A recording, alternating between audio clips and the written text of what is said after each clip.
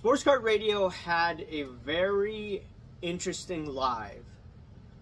Got into topics that a lot of people would not get into in this hobby. But once again, you're considered negative if you talk about these type of issues. But they're talking about Matthew Allen, aka Shine 150. With this clip, you have to ask yourself, okay, where did the money originate from? Literal former drug dealer as someone who is a face of the hobby. So can we please? Hey. Do we know that it's actually former still?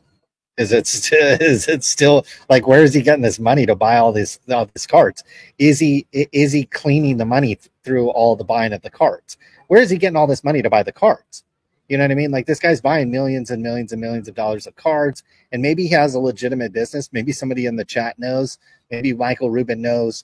Maybe one of the Blez brothers knows. Colin, stop. I'll give you two guesses. No, I'll give you one guess. Where do you think this fucking money came from? Like, dead ass, where do you think the money came from?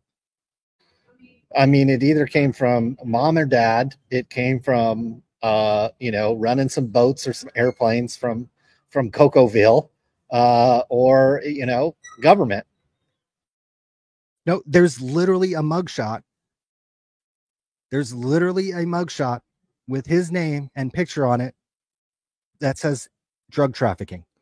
So there was literal drug trafficking in this guy's history. We've shown the mugshot before. People don't want to talk about it because he spends a lot of money on breaks. He's a huge customer to all these group breakers. He's a huge customer to DA Card World and all the fucking good old boys and da-da-da-da-da. Right? It could completely be legitimate, right? Now, there is an article on ESPN.com that I found, I think, last year. And it is titled, it was actually from October of 2022. And it is New York prospect Jason Dominguez stars in a bold new world of sports card prospecting. In the article, there's none other than Logan Paul and Matthew Allen, aka Shine 150. What is quite interesting is in this article, it says Shine's real name is Matt Allen, but that's not something you'll see on his manicured social media. About 4 years ago, Allen invested money he made from private equity into cards.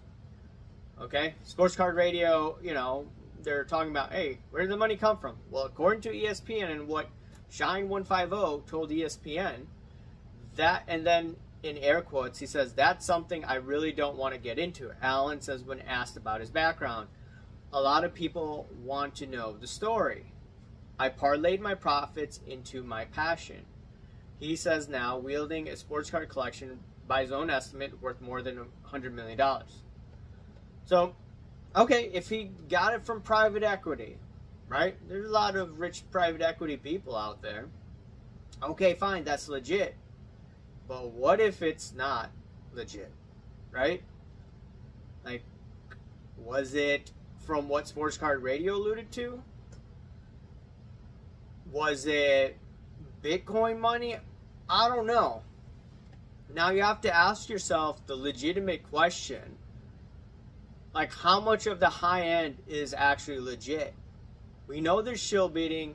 We know there's trimming. We know people use the juice. And now potentially this. I mean, just the other day, he was pictured with Rubin. He was pictured with, I think, Mike Mahan of Fanatics. And even Jay-Z. And I think you've seen pictures with him with Ken Golden. You've seen pictures with him from the Blowout people. A lot of people. He was just partying with Blez the other day, right? I mean, that looked like that was pretty funny from what I gathered. Or from what I saw. Everyone was having a great time. But just looking at it, how much is the high end real? How much is it legit? How much hankus pankus is really going on? And that's why I'm like doing these videos saying, hey, look, okay, the stock market is in a blow off top mode. But what happens when all that liquidity goes out? What happens when the CRE market, aka commercial real estate market, blows up? What happens when the regional banks blow up? What happens if the rich decide, hey, look, we don't like the policy of this president that's going to come into power because they may raise taxes, and they decide, hey, I'm going to sell all my stocks by the end of this year. And then next year is a disaster. Part of 2026 is a disaster as well. Is that something that would benefit sports cards? If you're a buyer, I think it would. If you're a collector, it would. But if you're holding right now, geez, this is going to be quite interesting. So it is what it is. Sports Card Radio makes a great point. A lot of people don't want to talk about it. A lot of people want to point fingers at people calling out the BS, but won't cover topics like this. So I just find that very, very interesting. Anyways, let me know your thoughts, and I'll talk to you later. See ya. Bye.